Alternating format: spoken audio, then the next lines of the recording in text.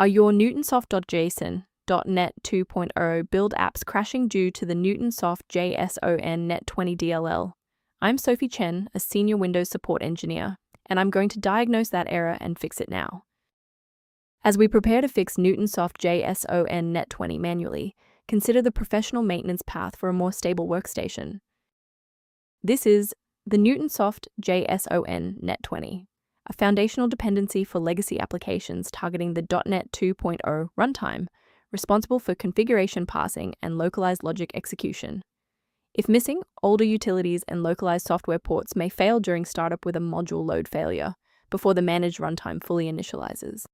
Let's transition to the solution, starting with the official Microsoft redistributable. Since Newtonsoft.Json NET 20 DLL is a third-party dependency belonging to the Newtonsoft.Json NET 2.0 build toolkit, performing a fresh installation of your host application where you received the error is the only way to ensure the library is correctly placed.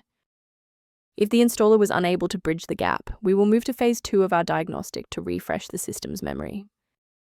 A simple restart can resolve file in use errors that mimic a missing Newtonsoft.Json NET 20 message. It's a low-effort step that ensures your operating system starts with a clean execution stack.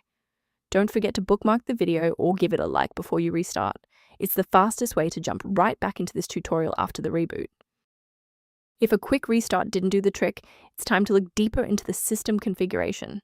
If you need to pause the video to find your settings menu, I'll be right here. If you're still seeing that runtime message post-restart, it's time to reinstall the shared library components. First, go to Control Panel, then select Programs and Features. Second, find every Microsoft Visual C++ redistributable, 2005 through 2022. Third, right-click each and select Change, then select Repair. If that fails, download the latest all-in-one VC++ redistributable package from Microsoft's website. Please note that for DLL files with numbers, the number tells you which version to repair. For example, 120 equals 2013.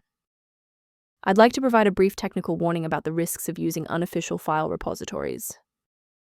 Remember that manual replacement of Newtonsoft.Json NET 20 DLL is highly risky. Using unverified files from the internet can cause permanent damage to your Windows registry and lead to complete system failure. Using a professional maintenance utility is a proactive step toward keeping your system state healthy and your software synchronized. The link below provides access to a professional maintenance resource for reviewing Newtonsoft.Json NET 20 related system data. I'm Sophie Chen, and I appreciate you watching. If this guide saved Newtonsoft.Json NET 20 workflow, please subscribe for more professional troubleshooting and tech advice.